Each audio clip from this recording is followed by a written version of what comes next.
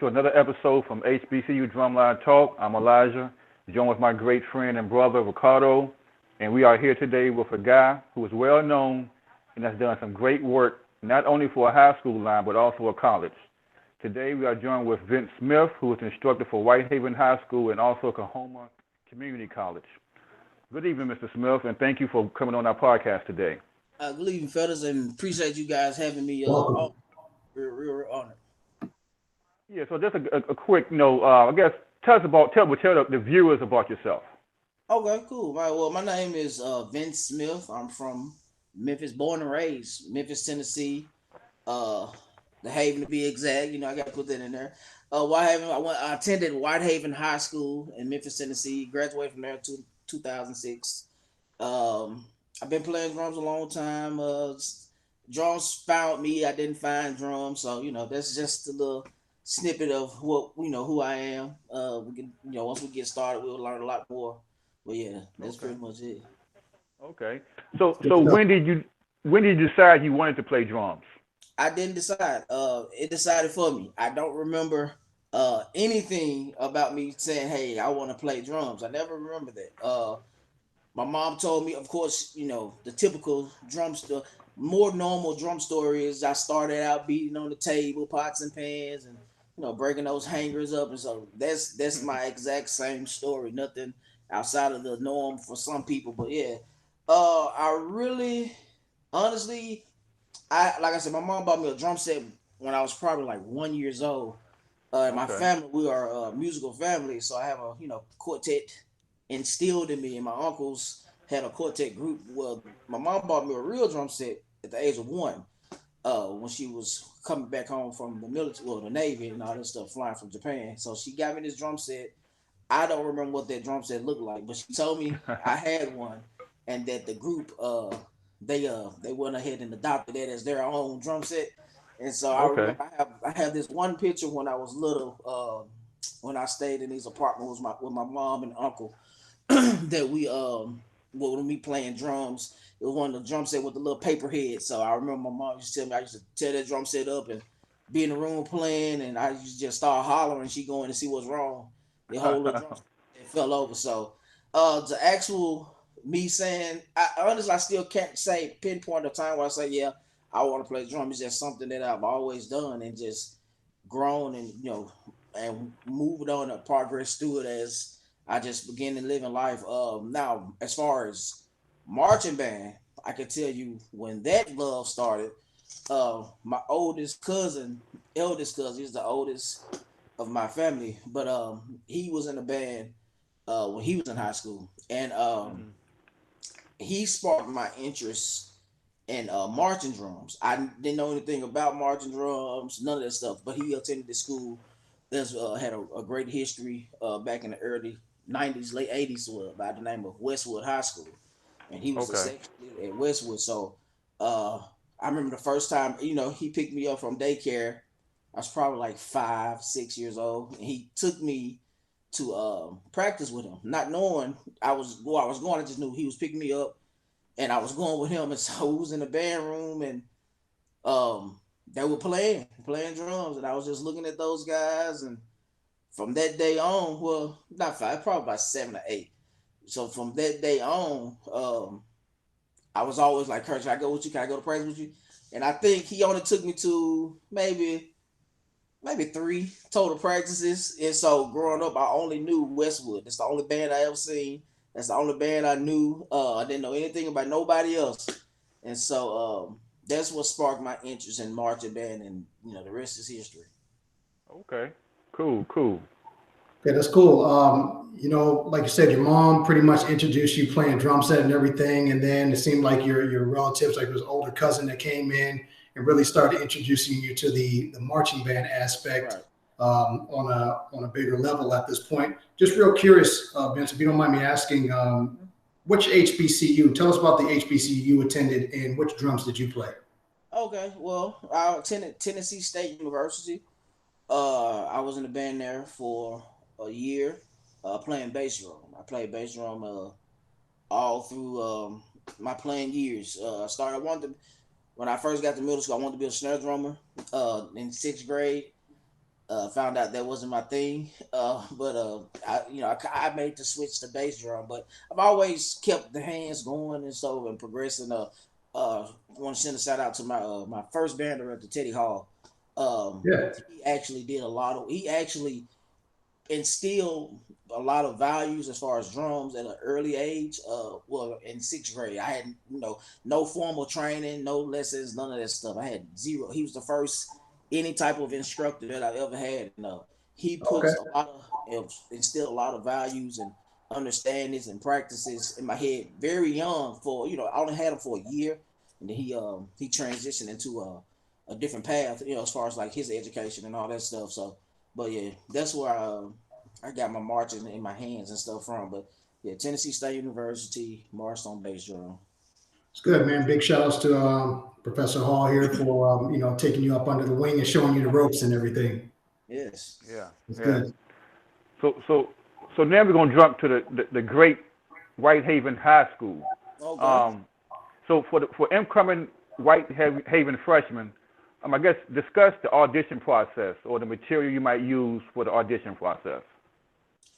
Uh, I heard a lot of people say auditioning. With Whitehaven, we don't. I don't audition in the sense of let me tell you that we find out say if a young man or a young woman say they want to play snare drum, I'll check. We'll do a little hands checks. Check very simple. 5-stroke, double stroke, paradiddle, some real similar, some real simple to see. Mm-hmm. If they have that capability of playing and without we have a very high standard for our snare drummers, and Mm-hmm. if your your level of playing is not as if we don't see it right off the top, like, well, it's something we can work with, then we'll recommend you to go to another instrument. But most times, the guys that I get as far as the auditioning, I've a lot of my start, I've already worked with them or practiced with them, whatever, in middle school. So you Okay. kind of understand what you're dealing with. You do get those that you don't know where they come from, and you got to figure Yeah. those things out. So we do try them out on snare, see what they got going, and then from there we'll recommend, or I go by need or whatever. I need more cymbals this year. I think you Okay. can try out the cymbals, and that's how we go about it. But we don't turn anyone away, especially Yeah. wanting to play drums. So like, yeah, come on. Yeah. Yeah. So most of those kids, you said you start with them in middle school. You start them get them early. Yeah, I get my core group. I get a lot of those guys early. Gotcha. As a matter of fact, the class of 2017, the Okay. core of those guys, mainly the snare drummer. Mhm. It was three of those guys, and they started playing with us when they were in middle school. Justin, Brian, and Tommy, and I had another Okay. by the name of George. They played cymbals, so we had them Okay. when they were. Justin, he was he was beyond me. He started coming to Whitehaven when he was in elementary school, just standing in the background and all this stuff. And Mm. his life progressed. He elevated up and moved on to middle school in sixth, seventh grade. By the time he got to Okay. seventh grade, he was actually playing with Whitehaven. So him and Brian. So. Oh wow. Okay. EP, let me chime in on this real quick. So to our viewers out there and to our potential drumline instructors, whether it be on a college or high school, middle school level, I think it's very important if you have what you call your feeder schools. Yeah. So a lot of times you're not just putting work in. The work just doesn't stop at the high school level. Right. You want to go ahead and preface these kids that are coming in, and that's how you start. In my belief, I think that's how you start having your high school line, whatever line it may be. It starts to develop real quick because you've already set the expectation in middle school. And yeah, you're going to get a couple of folks coming from different random schools that aren't feeder schools, but they can really pretty much fit in and catch up. But I commend you for doing that. That's a lot of work. Yeah, man, it's been a very very and the Whitehaven High School, not just the band, but the actual school and the community. We were very very big on reaching, giving back, and reaching out to young people and even alumni. It's not just even with the marching band, but our football team, staff and all this stuff. 90% of those guys graduated from Whitehaven, and it started with got to shout out Mr. Stan Collins, and I got to shout out by my principal, my boss, my guy, Dr. Vincent Hunter. for him, keeping those values that Mr. Collins started and instilled it in him, and even it's transpired throughout the entire school. With our school staff, a lot of our staff members of the school are alumnus or alumni from Whitehaven High School, so we just a real tight community all together at Whitehaven. So. Do you feel that you have some folks that's in that audition? Like you said, you guys don't audition, but if you have a feeder school and you got a lot of kids coming from that feeder school and you have kids coming from other areas, do you feel that the other areas, the kids are coming and they're like, wow, man, I'm behind the curve. I didn't know it was like this. Yeah, we do have that, but we number one thing about us, we gotta instill confidence, regardless of if you behind as to the standard of the guys that's coming in. If you have some potential, if you have some talent, if we see the promise in you, we're gonna work with you. And the freshmen, even the freshmen that are when they're new, but they have a certain playing level, you are expected to help the person that's behind. They're going to be on the line with you. They're going to be in battle with you. So you got to reach out. You got to help out because y'all going to be together. We're going to be in this thing together. You got to make sure your freshman brother or sister is catching up to par to where you are, because you're only as strong as your weakest person. So we teach that from freshman year. You gotta make sure your class is in place and progressing before we even go on to before we worry about the whole section getting together. So that's very important. Yeah. And I just want to reiterate what you said about the confidence. That's a big thing. Oh yeah. And for all the, I guess, young drummers out there, you got the confidence. You can do anything you want to do. Yeah. You can play whatever drum you want to play. You can make the line. You got to have that confidence in yourself. That's part of when we starting out, when we have rebuilding seasons and stuff like that, or the line is super young. Maybe we had like 2011, 2012. That line in particular was very young. We had one returning snare drummer, and everyone else was new. And so starting out, it started out rough, but the spring semester I had to take it back to the basics too. Yeah. All right, let's get some chemistry. Let's get some confidence. Let's get some sound. And so my go-to cadence for building that type of stuff is a cadence that Tennessee State plays by the name of Flight. It's very simple. You can play it. You can play it all day if you want to, because it's just it works. It's the bass drum part. It's literally 5 beats. Okay. The tenor drum is about 6 or 7.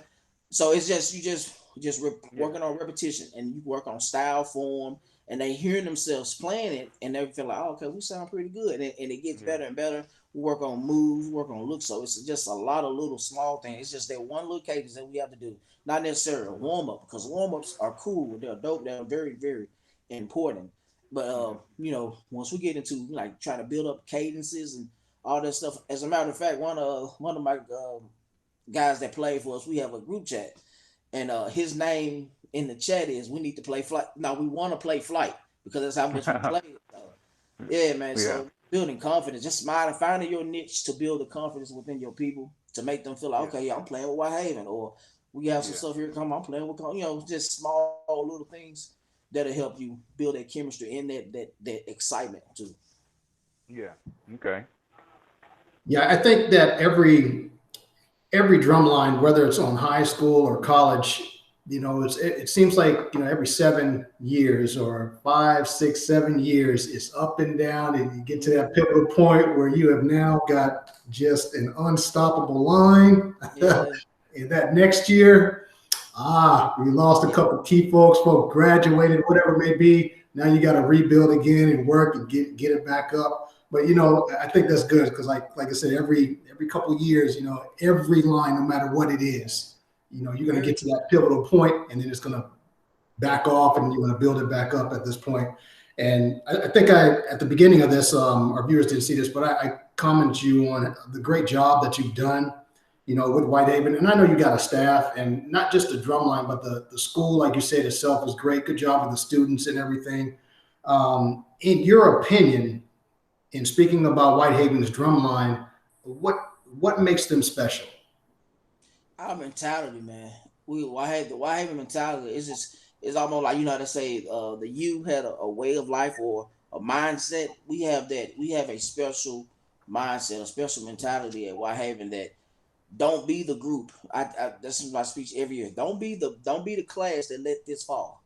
So when I present that, it hit home for a lot of people because when you're coming into something that it's been a certain way, and you coming in, I'm putting that type of pressure on you to say, okay, well, listen, it ain't gonna happen while I'm here. It ain't gonna happen on my watch. So that's what kind of separate us, not necessarily separate us, but make us stand out a lot. Is because we got to take pride. We have to take pride in doing all that we're doing to continue the level of success that we have, man. And that mindset and that mentality, it's no mentality like Whitehaven High School, and you have to know us to understand it. So you'll never, if you don't know it, you won't understand it. It looks weird to some people, but yeah, you got to have that mindset to be great, just to be dogs. Like even now, like I said, I tell my alumni, might be great. You know what I'm saying? I put in the group, hey, we got to be great even after you leave here. So what we instill now, it'll carry over until going on to your future endeavors. So. You bring up a good point, and that pretty much sums it up why Whitehaven is the way they are, the look the way they do. But I want to really talk about something, and it's the 3Ds. And I know when I say 3Ds, I'm talking about what you have there: dedication, discipline, and desire, and everything. So when you're talking to your line, how do you hit home that message of dedication? How are you dedicated to this line? Man, it's just it comes with a level of responsibility to uphold what's going on. Even and they're teenagers, and so they're gonna fall by the wayside. Things are gonna happen. Interests are gonna fluctuate. Things so it's all about it's like we'll train up a child in the way that he should go. And when they get over, they won't depart. So when they come in their ninth grade year or their first year, it's instilled in them. They see they don't just there's not a thing that we just say it. They see it by example by the alumni that come or the upperclassmen there's speaking and upholding how they react to it. So they feel like hey, I want this same feeling. So to bring it home, it's just all about them just feeling like they want to just to hold on to what's already established for the most part. That's how I kind of do it because I tell them I am you. I was you. I was in your shoes. I was in your place. I walked these halls.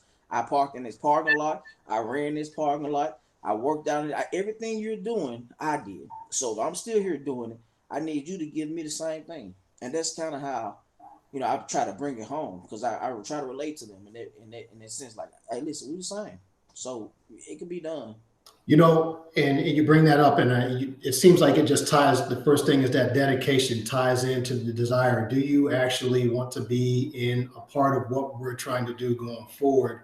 And outside of that, you said something earlier.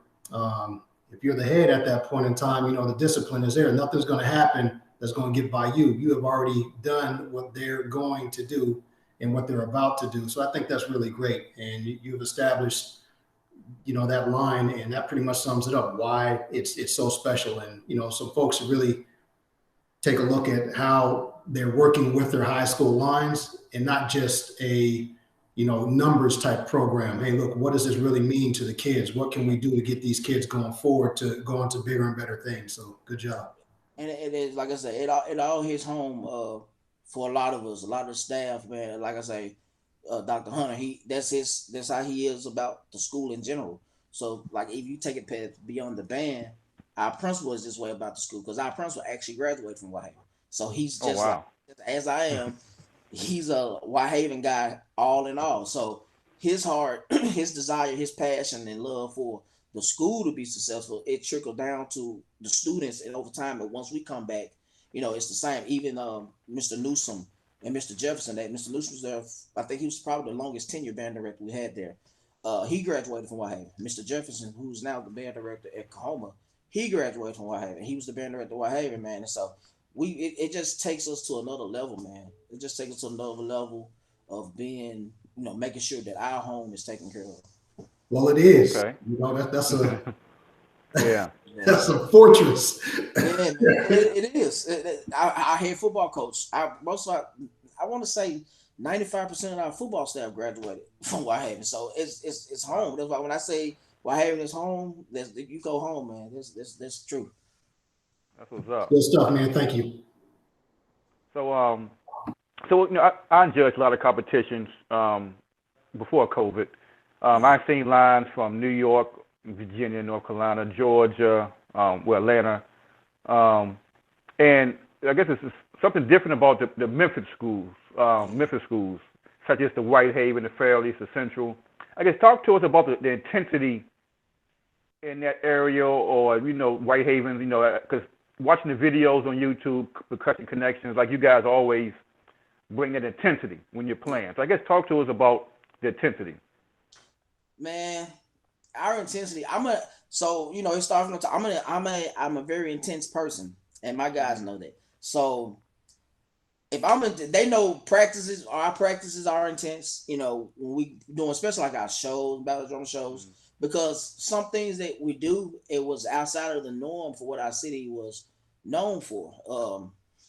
And shout out to Memphis all together, man. Shout out to my big bro Steve Potts. He told me this years ago. He's like, man, Memphis, man, we the cream of the crop, and that kind of stuck with me, and I took pride in hearing him say those words. But man, and I've been, like I said, I've been interviewing a lot of guys myself, and so just hearing how they were, and I don't know, man, it's just the water or something. It's the water or whatever we got going down there at the barbecue or something, man. But it's just a part of our city.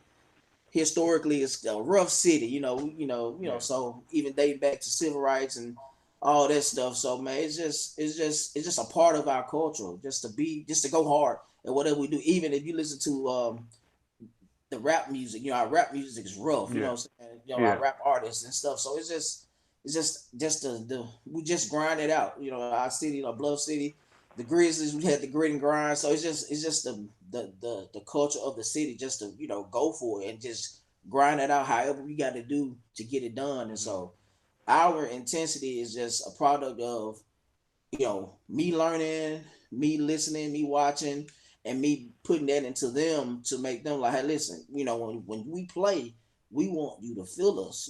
That's what we want. We want to be felt.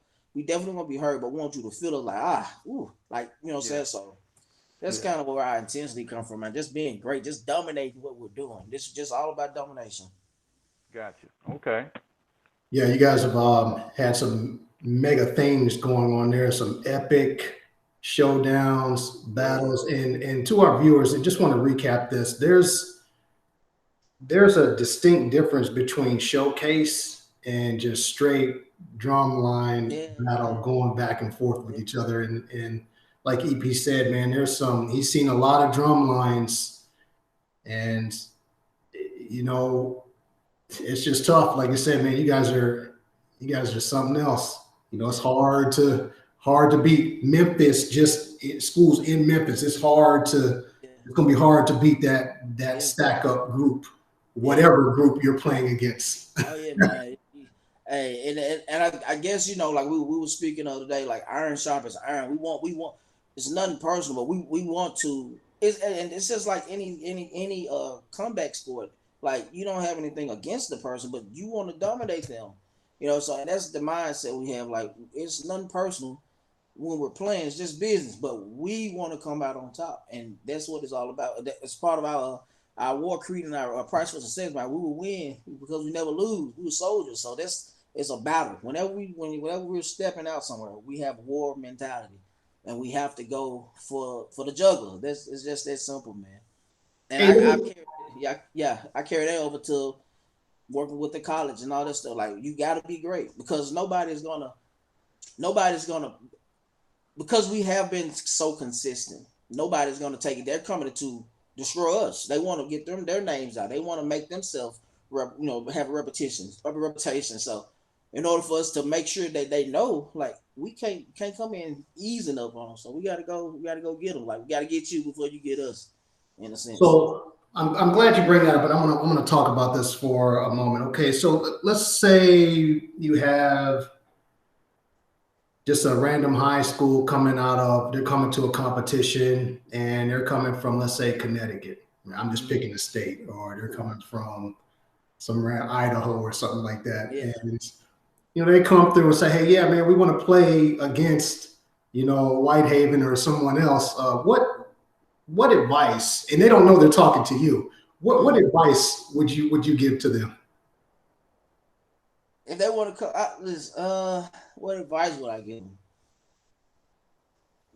Just come, be ready, man. Just be ready. They're coming, man. Like I don't know. I'm not good at giving advice when you talk about battling us, man. Just do what I will say is do what you do. You know what I'm saying? At the most part, stay true to who you are, believe in what you do, and just let whatever happens happen. And that's what we're gonna do. We're gonna do what we do. We're not gonna. I don't dictate to what someone else does or has done. We're gonna do what we do, and then we'll live with the results. So that's the best Juggling snatchers, that's what you guys do. You guys are going in. But that's good, man. I'm really glad you touched on the EP. You got anything else on that?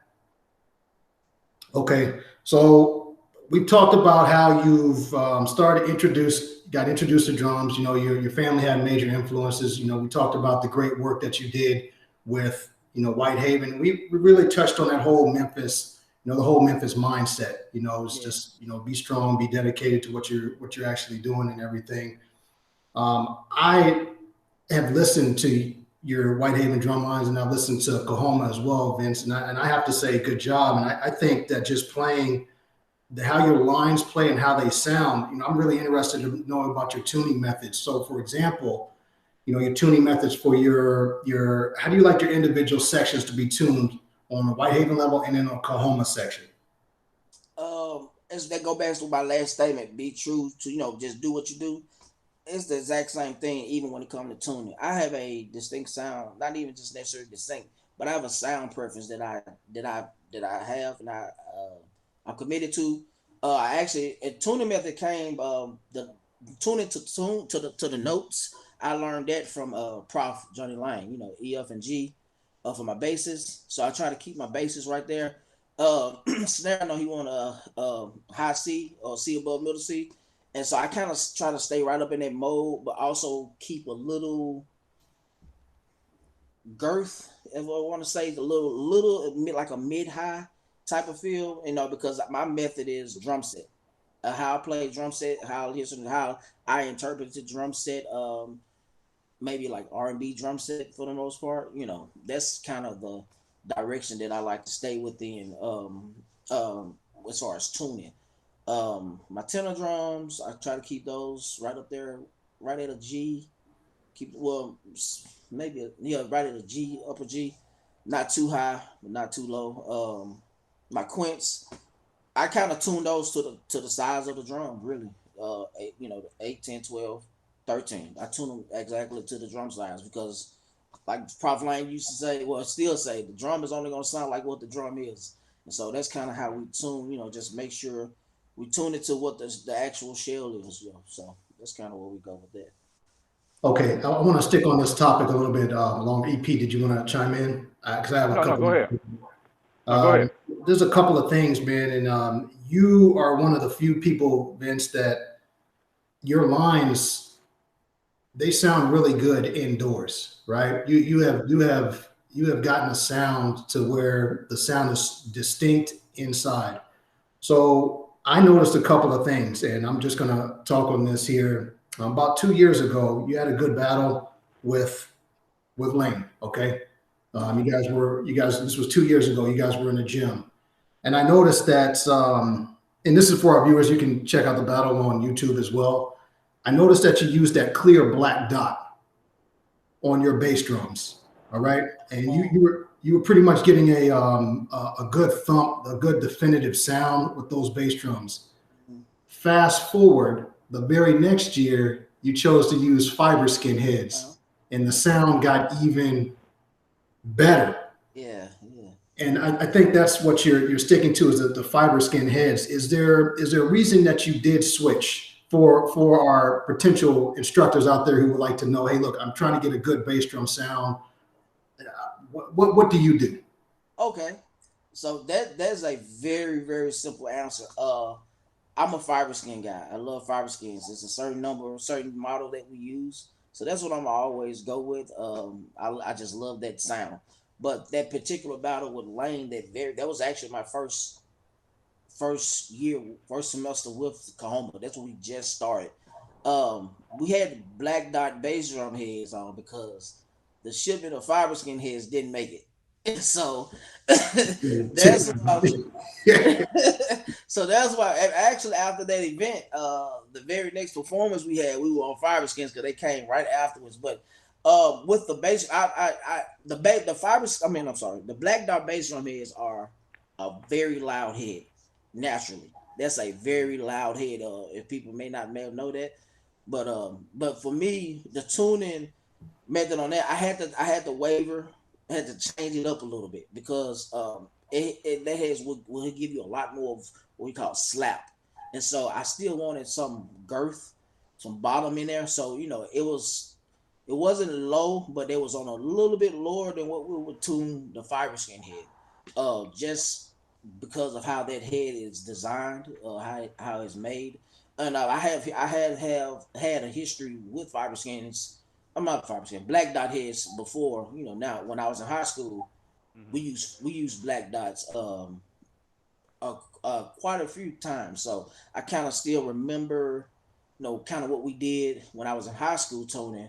Because I think I've always tuned the drums, especially the bass drums in school. Maybe not my ninth grade year, but 10th grade up, I was always tuning. So, and I had a lot of practice because it's drum set and all that stuff. But when we got to that particular battle, man, it was just a thing of not having them too low and not having them too high, just standing in that middle because the head it's a naturally loud head, but the fiber skin head, that tone that you get, I love. A lot of people don't like overtone, and me, Yeah. I kind of do.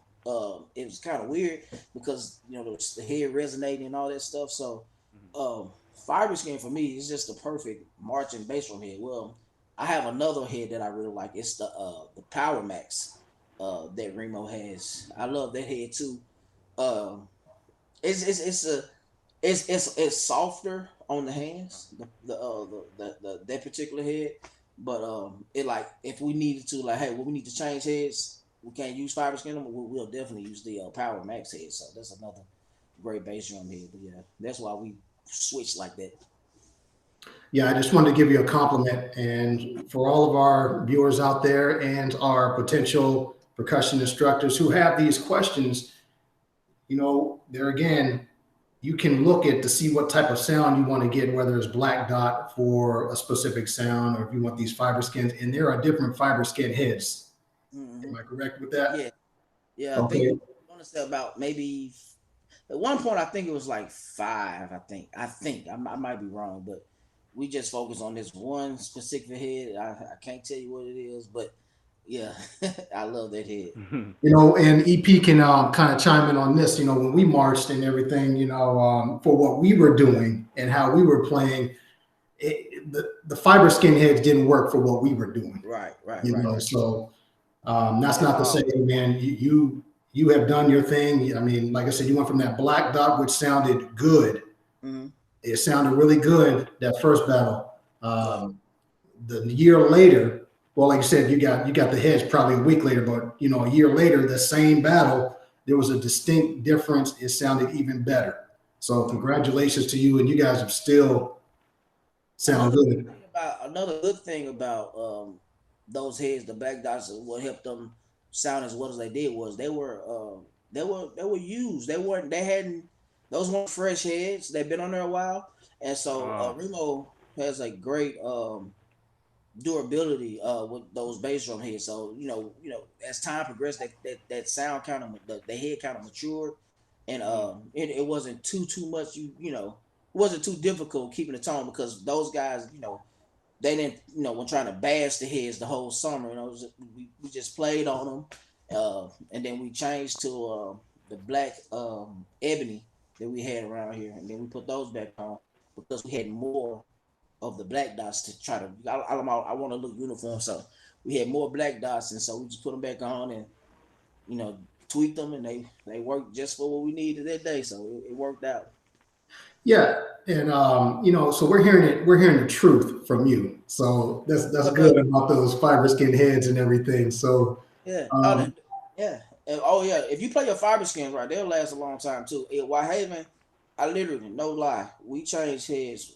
We put heads on at the beginning of the year, and we played those heads pretty much the whole year. Or we Hmm. may change them once, but like when we coming from the fall, get ready to go to Battle of the Drummer season, doing a floor show. I mean, inside Battle of the Drummers, we'll put some fresh heads on then. But those fiber skins will last, man, a long time. I got a closet full of them right now. So Yeah. yeah. Yeah, I remember Rick, our freshman year. I came from a core style high school, and Mm. Mr. Harold J. Horton, my band director then, I think I forgot what happened, but we needed some bass drum heads, and he bought some fiber scans. Yeah. I'm like, man, what is this? Because I'd never seen them before, coming from a Right. core style school. Yeah. But but like, okay, yeah, but Yeah, I don't think they work well with tonal drums, man. I yeah, don't know. I don't think they would because I secretly I tried them on for my tenor drums at one point. hmm Nah, this ain't gonna work right here. So Well, yeah, but to be but- but to be honest, back during that time, we wasn't doing too much tonal work okay, as we are doing there in Virginia State. okay, Back then it was basic 1 through 4, digga digga digga digga, or the straight unison. But okay, yeah, now it wouldn't work with what we're doing now. okay. Yeah, and Vince, you said something. At least you took the opportunity to try it and see what doesn't work. And I wanted to take just a couple minutes here and just talk about what happened 2 years ago. And I know um, for our viewers out there, if you want to check that out, it was Lane against Coahoma about 2 years ago on YouTube, and that was your first year, correct? Right, 2018. Yeah. Okay, so from what I saw, you did a really good job, and I just want to say, that was at that point when Lane was, they were the truth. Yeah. About 2 years ago, they were just the real deal. They had a monster line. Okay, Yeah. they had a monster line. You guys did a good job. I did notice that the year later, the tide had turned, and you were out front, and you were really digging in at that point. And ever since then, man, you've done just a really good job as coming through as a instructor. It seems like you have total control over the line. You know what you want the line to do as well. So good job with that. I appreciate that. Appreciate that. Yeah. That. yeah. So, well, go ahead. I'm sorry. Oh, I thought we was trying to elaborate on that particular. No, go ahead. Go ahead. Go ahead. Oh, okay. Well, yeah, that first year at Coahoma, man, it was um the skill level of the students that we had was very very mid low level. Uh, Not because they were just bad players, but the exposure, the not having an instructor of hmm substance, as they were growing coming up through the ranks in high school. And so we took that skill level, man. It was all about for me and interpret, with Whitehaven, it's easy. I can come in, hey, let's do this, such, blah, blah, blah. They can catch it. Well, those guys, there I had to build that first year everything up. And going into that battle, we worked hard. And honestly, I tell people that we went in that battle, we only had 5 cases total. We just started. That hmm traditionally Cohomo was playing like before we got here other colleges cases or something that made up, but it wasn't Yeah. wasn't able what it wasn't you couldn't compete with that. It'll make you look a little bit laughable, but those Elementary. very very elementary. And so those guys I was fussing, bringing my mentality here and talking to them. I was like, hey man, listen, y'all can't do this. We can't be like this. This is lame. I know what they got. The reason I know Yeah. because I helped load the gun, so I know what kind of bullets they shoot. So Yeah. we listen. We got to do this, and so game planning. I game plan a lot when I'm dealing with certain schools and battling and stuff. So I game plan for that battle and how we needed to do it. So okay, listen, this is what we're gonna do. I know my personnel. I know who I have. I know the Quint players were actually Whitehaven guys. Those are the only 2 people that I got to come from Whitehaven that particular year. And they came in. I said, I know they're strong. We're gonna hide behind those guys, and I don't mind it. I don't, you gotta make it work. So Yeah. we're gonna play 3 cases. We're gonna let them go. We're gonna have a couple of solos here and there. After number 3, go in them stands. So that's what we did. Yeah. So you'll see them in the stands, and then we played. Like, we got 2 more to play. When we do that, we done. You know what I'm saying? So it's Yeah. just about doing it. I can say it now. It's over with now, but just presenting ourselves in a certain way. And Yeah. those guys had never experienced that level of intensity as far as like being in a battle like that Mhm. with Lane. And so their eyes opened. And from that battle to the spring, it was a whole new section. That battle there changed their mindset and opened. And for one, they did a great job for what we, Mhm. for the level we was Yeah. on. They held their own. They represented themselves well. They represented the program well. So I was very proud of them in that regard. But then next year, it's all yes, Smith. We ready. Yeah. We going. Yeah. So that's the Yeah, mindset they took. Like, hey, we finna it get showed. Yeah, I'm just letting you know it showed. yeah. Yeah, man. Yeah. Shout out to Yeah. Lane, man. I love those boys. I love those guys over there, man. Shout out to Cos. Good people. But yeah, man, Yeah. they were ready, man. They wanted to make a mark. They never experienced the trash talk level, this level of Yeah. trash talk that we do. So it was different, man. And they was like, oh, this is it, okay. We can Yeah. adapt. So and they did, man. That first group of the 2018 class, man, I love those guys to death, man. Shout out to you guys, CCP.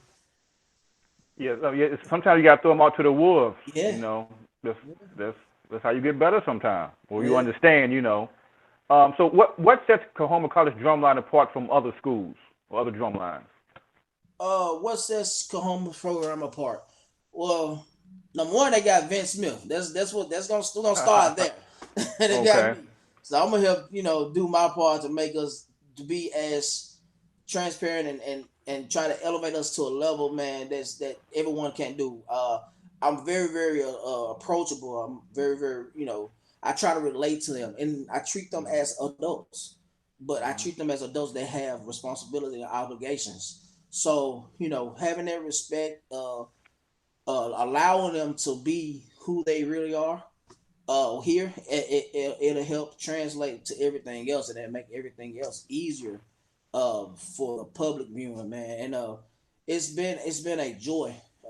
It's been a joy. This is the most, I ain't gonna say most work, but the most fulfilling work because a lot of people the stigma where why having this, why having that, they ain't gotta work over there, they just do this. And then to come here to have a blank canvas, man, and just put my hands on it and help it, flourish to what the way we have been flourishing, man, it's been very, very fulfilling for myself, personally, man.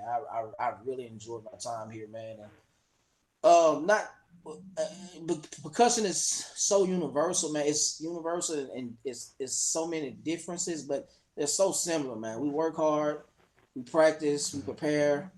So we love each other and we support each other. So trying to do those little things and just building a tradition here, man. Because we going against the grain, man. We probably one of the definitely one of the youngest programs out there. So we Yeah. kind of coming up behind what's already done, and man, it's some great standards out there. So it's so difficult, especially when you play upright. When you play upright, everybody associates. Everybody's like Jackson, so Yeah. it's a hard thing. And so we got other things coming. COVID, kind of wrecked some plans as Yeah. far as like some ideas that we wanted to throw around, man. But we're going to get them out there, man. That's going to even more, it help set us apart, definitely. So, yeah. Gotcha. Okay. Good. Good. So speaking of that, you bring up a good point. The COVID pretty much brought a lot of things to a halt, and you had some plans set aside. What have you done to keep your students, whether at Cohomo or Whitehaven, engaged? It's hard. I can tell you that now. The fall was a little bit easier for Cohomo because we actually had a fall football season. We actually had things that we were working towards. We actually had a couple of potential events we were working on, but once they put the no travel restriction in place, man, it's been difficult.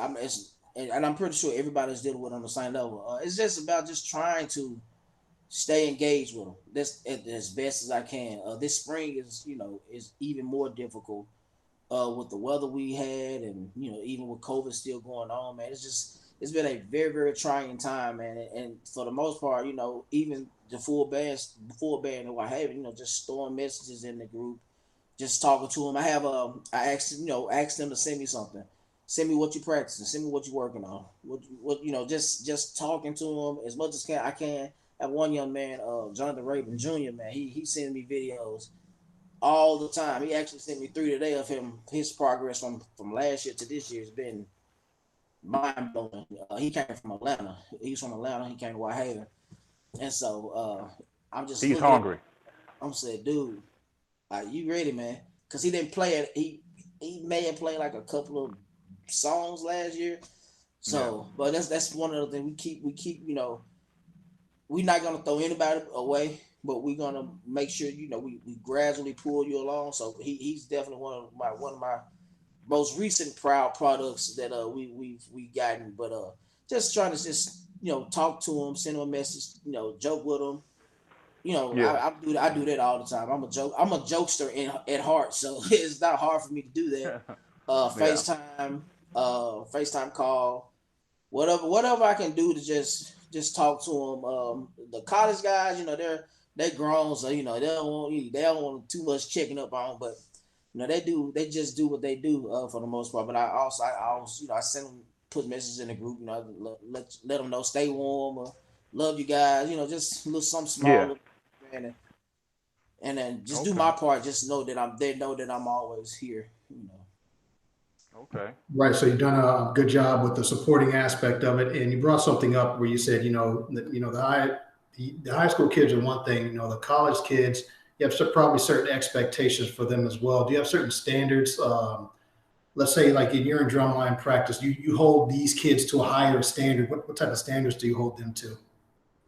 Oh, it's simple, man.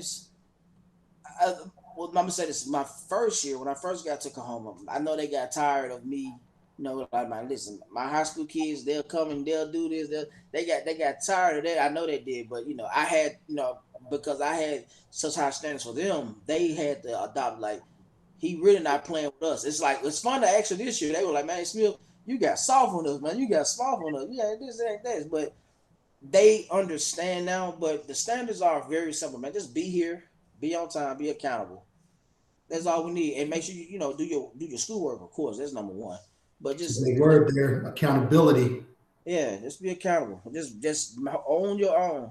Just man, what you say you're gonna do what you're here to do, and we good, man. Be respectful. We don't have those problems. So, and my Okay. guy, I've been having some good guys around here, really.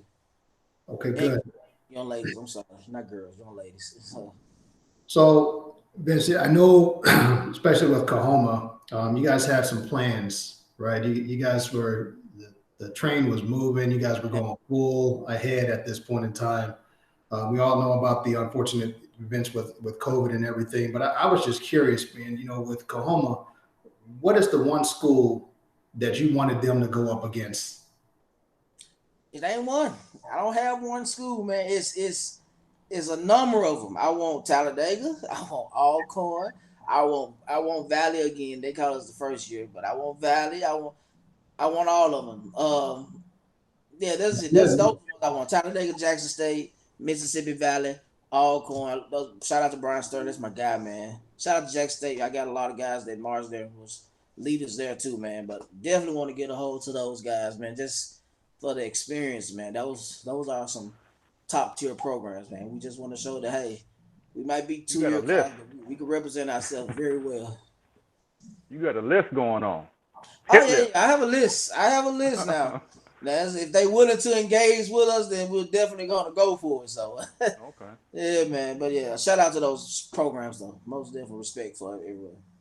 Hey man, I think we talked about this earlier. It's not about about it. It's about the intensity.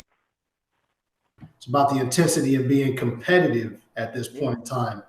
Um, from viewers out there who aren't amongst the crowd, you guys are definitely competitive with those schools. I mean, hands down. thank you, Hands down. Just the sound that you get out of your line is competitive. thank you, man. Thank you. Shout out to my students. Shout out to my family. You know, shout out to everybody. I love all y'all, man. If y'all watch this, shout out to y'all. Yeah. So based on your influences with percussion throughout the years, how would you describe your teaching style? But I also want you to name your influences. Man, okay, Also. let's do that. Okay, I'm gonna start first with my cousin Curtis. That's who put the vision out there for me to see it for the first time. I gotta shout out all my mentors, Steve Potts, Terrence, Terrence Perkins. I'm sorry, Terrence Perkins. Gotta shout out Big Vertis.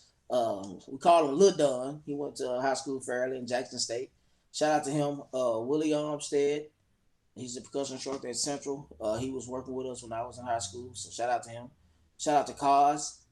Mr. Little from Jackson State, he may not know this, but I really admire him for the work he's done as a percussionist transitioning to directing, because those are my future desires as well. So I'm Okay. finishing up school to get my degree in music. I got a couple more classes, so I'll be done with that cool too. So Good.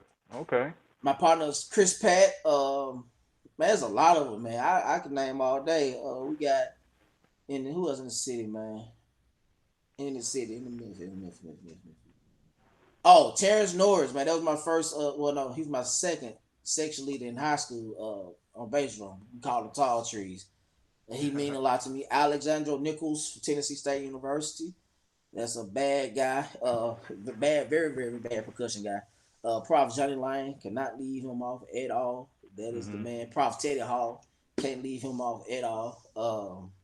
So those guys, those people are just a few that I can just throw off the top of my head that's been very, very influential in me over time, man. I hope I Okay. say Steve Potts. I gotta say John Jordan. He was the percussion instructor at Whitehaven. From the spring, probably like spring for March, April, spring 2006 was my senior year until 2010. He was my instructor for a couple of months my senior year.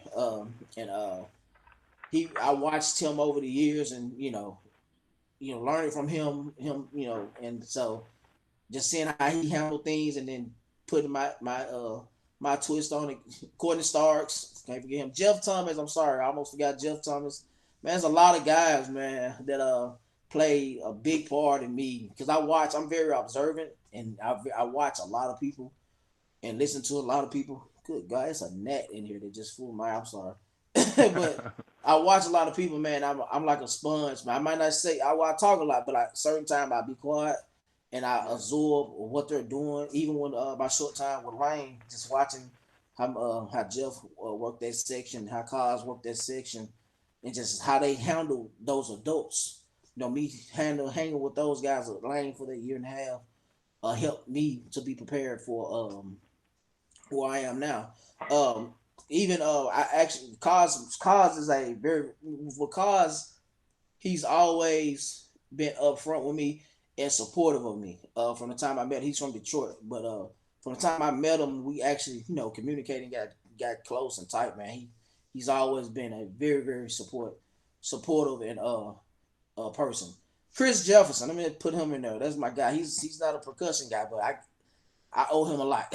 So for this opportunity here at Coahoma, but yeah, cause he actually before Coahoma, I had it was a very, very.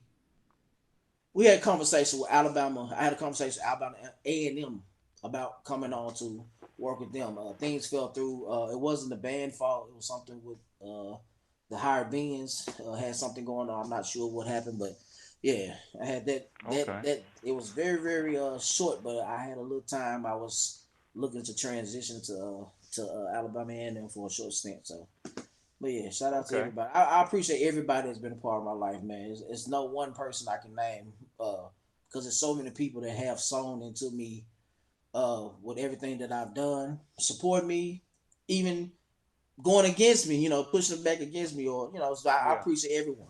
Everyone has a part. So yeah. Okay. So Yeah, you've had a lot of good people in your corner, man, and Yeah. it shows.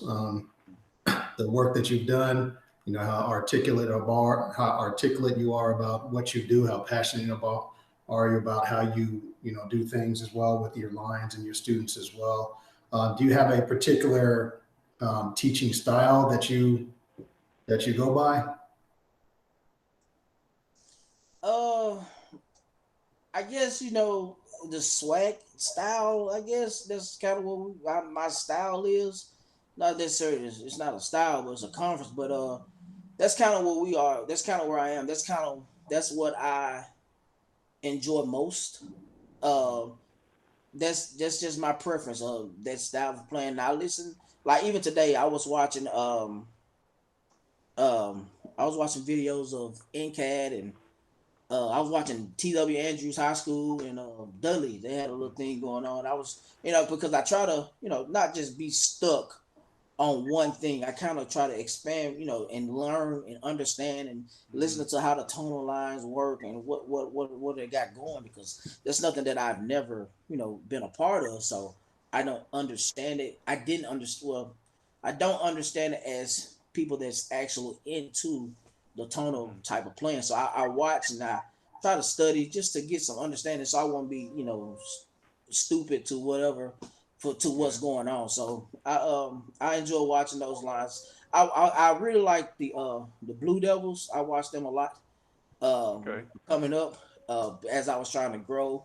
But my style is really just that unison show style of playing, man. That's my teaching methods are. I've never I've never categorized my teaching method. Honestly, I just do what Do I what you do. do. Yeah, Yeah. that's I can And it's say. good. Man, Yeah. I asked that question because for our viewers out there, whoever's watching, there may become a time where someone comes and says, "Hey, Vince, can you really what is the difference between SWAC, MEAC, CIAA, SEAC?" Would you how would you explain that to somebody? How would I explain it? Honestly, Because there is a difference. yeah, it's a difference, but how would I don't know. Because I don't want to sound idiotic saying it, but I look at it as the MEAC being very, very more technical, as if it's written out right now. We're playing it from paper, and then the swag being more feel, more soul. We just going for we at church playing type thing. You know what I'm saying? Yeah. So that's kind of how that's. I don't know if that's the right type of answer, but that's just how I look at it. This is this orchestra style playing, reading the Yeah. charts or whatever. And then on the swag side, we just funky church drumming, musician, club band, and just make you feel good. All Gotcha. even though the orchestra sounds, it sounds wonderful. It's great. There's nothing wrong with it. Mm-hmm. It's great. It really is. And then it's even like how I look at Memphis, music scene. Back to Stacks. Our style of that low end bottom, just funky type thing. And then you have the Motown sound also. It's a little bit Yeah. more upbeat and all that stuff. It's kind of like that, man. It's hard to explain. I don't want, if I sound stupid, y'all please forgive me. But No, it's you good. You good. Like I said, this is your platform. We're talking, and that's a good question because a lot of folks might look at it and say, "Hey, well, what's the difference between, a Coahoma and a school out of Texas? What's the Mhm. difference between a Coahoma and a school out of Florida? Yeah, TSU, but something like yeah, that. That we on the call, we know on the cast, we know that there is a difference, but to someone who's not of the craft, they might not know. They might just see, hey, look, this is this school, this is this school, this is this school. We're Yeah. playing against this. I will say that a comment was made in one of our previous episodes. I think we need to have more cross cross, yeah, cross, conference battles per se, yeah, just to open up, just to open Yeah. some things up as well. yeah, yeah. That definitely put a new shine a new light on each side of it. So yeah, because matter of fact, we did our last battle of drummers. We had Oak Park High School, and they were completely opposite of all the other programs that were there in attendance. So and people enjoyed them. People enjoyed what they did. So yeah, that's very Yeah. very that'll be dope to have a more cross styles. Let me ask y'all this: Why do we because tonal bass drums, HBCU are show style, and then you have the unison bass drums that are show with both show style bands. I guess would you just consider on the basis of the actual band program, how they march, high stepping Uh-huh. in comparison Uh-huh. to. So why do we categorize each? Why do we have one category for two different styles of marching drums? So I'll just give EP. You want me to go first, or you You go want to ahead. jump in? Go ahead. Go ahead. So let me. We want to look at the general size of the bands, right? Okay. Right. So down south, um, Texas on down south, those are some big bands, and there are a lot of people at those games. Mhm. So the sounds that you're more or less talking about using those fiber skin hounds or more deaf type of sound, it's going to carry over the crowd. You got 10,000 people, screaming. You got these big bands. How are you going to hear the drum line without having a depth, a really depth type of sound? Okay, so that might be applied to like the MEAC, the SWAC, even like the SEAC as well. So when you get into like the CIAA, these are our smaller schools, right? These are smaller HBC schools, and where you guys might get 6, 7, 8,000, 10,000 people at a game, we might stretch it 2,000 at the Yeah. match, right? Okay. So there again, what works for in the CIAA, I don't know if a tonal sound would actually work for 10,000 people behind you, as opposed to um, working better. There's a lot of clarity in the CIAA in regards to like that tonal bass drum sound going up and down, and I think that's where folks come from, what type of high schools folks come from, just what their background is, and just Right. general. So, for example, if you land at a Virginia State, well, quite naturally, that's going to be a tonal sound. If you land at a Bowie, which is up in Maryland, it's going to be a tonal sound. It's just a region that you're in. Mm. Yeah. Okay. That makes sense. I will. It, well, yeah, it makes sense. I was thinking, BCU, but they're a hybrid. I'm sorry, yeah, they're a hybrid section to me. Well, a B, lot of times, and Elijah, you can probably chime in on this. What I notice is that on the East Coast, further south you go, the more unison bass drums, the more open the bass drums are, because you're getting into the bands are getting bigger. There again, same thing with down south. So Yeah. that's Like just like the like my the like opinion. the yeah, like the Florida schools, Bethune, FAMU, they might have tonals, but they also gonna have the unison mm, basis. Just like A&T, they got tonals, but they also got unison. mm, Um, Virginia State, we gonna have straight tonals. Last year I ran 10 bases. I was doing tonals 1 through 6 to 8 maybe, but I had them bottom two just stumping. You know, mm, so it yeah. just depends. It's all in the preference, and like I said, that I don't think there is quite a right answer, because there's different conferences. What Yeah. works for one conference, okay, that's great over here. You know, what it might not work down here. Mm, Um, you take a band from down south, you might have to be like, hey, look, you got to tone it back. You got to tone it back because yeah. it's too much. What I would Yeah, like to see happen, just for experimental reasons, is a traditional instructor that does tonal, straight tonal, hmm work with a unison section to see how he will yeah, voice those parts with the unison section. That's something that I will always been interested in. Yeah. So yeah, yeah.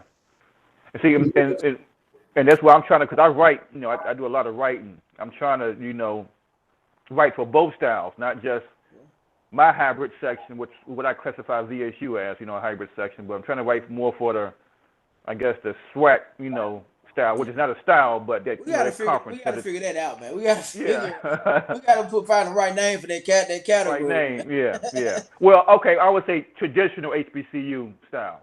Okay. Yeah. Okay. So, Yeah. yeah, And what's with funny, the it's funny because I learned this from a Prof Lane. The PWIs at one point were marching unison and upright. Michigan, yes. University of Michigan. I was like, that's crazy. Like, you know, they were all unison, upright. But you know, over time things progress, I guess. But yeah, man, that's cool. That's cool. Yeah. Some good stuff, man. We brought about a lot of good points at this time, and pretty much coming to a close, man. And Vince, I just wanted to say thank you. And I think Yeah. out of this whole conversation, man, you have certain core values that you personally want to instill just on helping students in general. Yeah. Could you describe some of those core values that you just have for both of your programs? I just really, man, I want you to be a great person. It doesn't. I want you to be a great person that's caring, that's thoughtful, that's considerate of everyone. If you can do that, that'll carry you so much further in life than any other thing you can possibly do. Just being a good person, and that's one of the main things that I push because it's so much evil and people doing wrong and just mean and spiteful people in this world.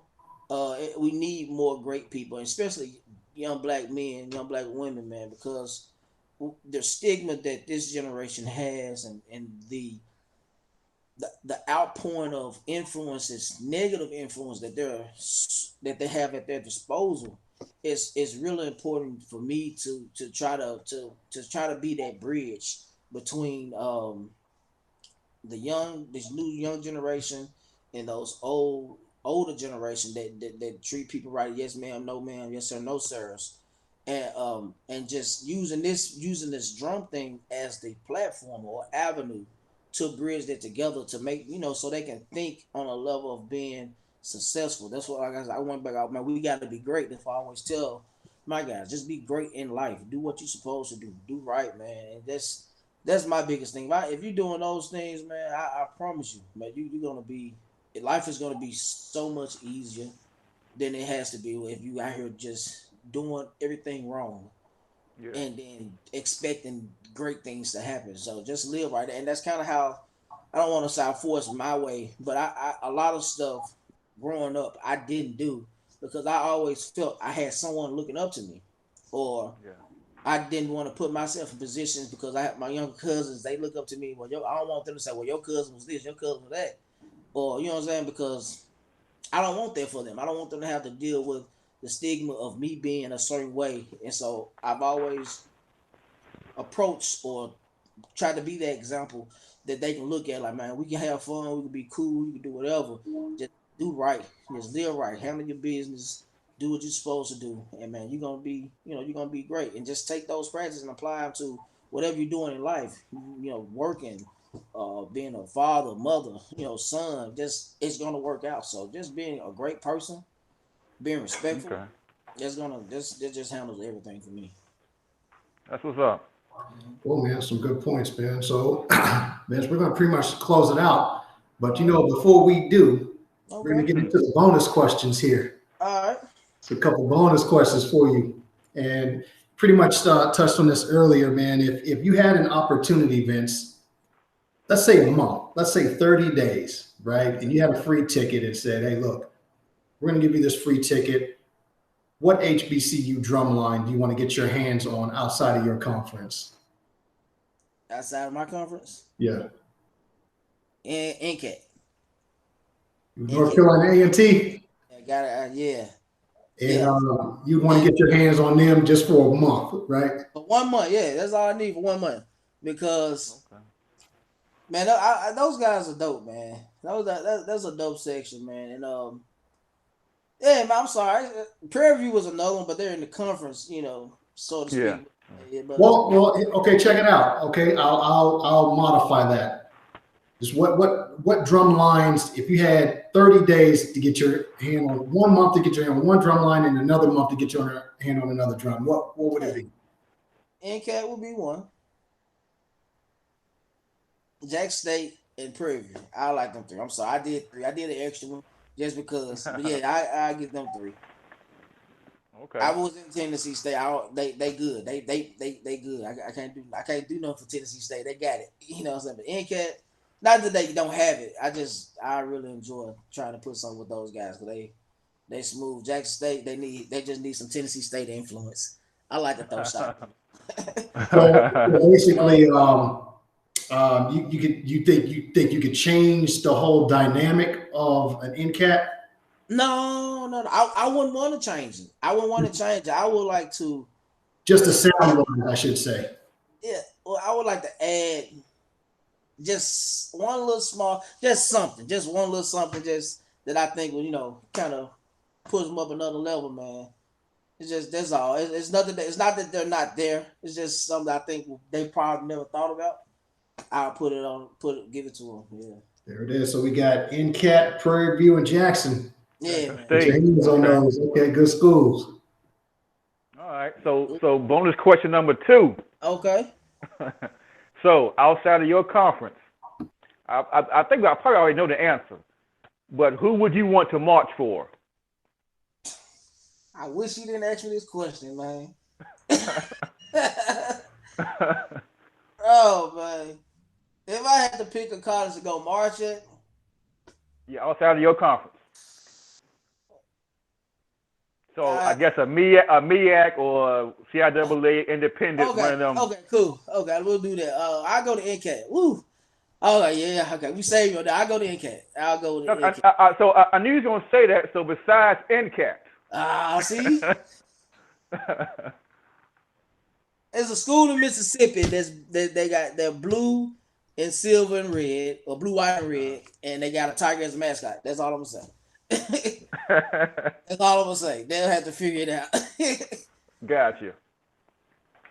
Well, this has been really fun, Vince. You have given a lot of great information, and I enjoyed the conversation, man. You're such a nice guy, real articulate about your passions in regards to drumline and marching percussion as well. And I did want to say, we're going to bring it to a close, but there's something that you're missing.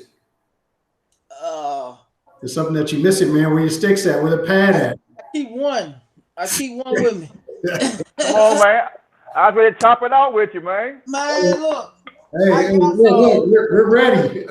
And you know what? I saw this on Car's video. And I said, make sure you bring them. But I got some on the other side of the building, and I got some in my car just like Car's. So I didn't even. No, you good, man. You good. It's okay, man. But I did want to say thank you so much for coming on HBCU Drumline Talk, man. This has been truly a pleasure. Yeah. And you're just all around a great person, man. You have done dynamite things with the programs that you're involved in. And I will say before you go, man, you got to leave us with something, man. What's your next move, man? Where you going to next? What's your great next move that you're going to make? What drumline are you going to make great next? Oh man, listen, I'm going to move where God tells me to move. If it's something He want me to do, I'm gonna go with Him. I learned not to chase. I learned to just wait it out and be grateful for what I do have. So, but I will say, wherever Mr. Christopher Jefferson goes, more than likely I will be there with him. So, okay, closed. Okay, my friend. Thank you. If you have any questions, man, you can always reach out to Elijah or myself. I mean, we'll be more than happy to talk with you as well, man. And like I said, thank you for coming on once again. Do you have any questions for us before we go? I don't have a question, but I do want to tell you guys, thank you guys for what you're doing too, man. I wish you much success on this channel, on this podcast, man, that it continue to grow and it reach the masses as you are planning and already thriving in. So shout out to you all for doing this also, man. I really appreciate it. And a lot of people are gonna learn a lot of stuff if they, push through these interviews and watch, man. You guys got some great stuff. And I do want to say, you for the people who don't know, you have your little platform, your platform also, VROC Chops. Yeah. And people, check his platform out on YouTube. Is it just on YouTube or? Yeah, I'm just doing YouTube right now. Okay. Also, VROC Chops is the name of my drumstick company. So I have my own drumsticks that I will that I've been putting out. There's a lot of stuff happening, but I got them coming. But I have my own drumsticks that I'm gonna drop to the world in a couple of months. So business. Let me know, man. So I can get a pair. Oh yeah. I want a signed pair, man. So let me know. Hey, listen, I'm gonna give you 2 signed pairs. How about that? Hey. There it is. Okay, my friend. Thank you once again. We'll be in contact with you, and you have a great evening. Man, you too, man. Thank y'all. Y'all be blessed. All right. No problem. Be safe. All right.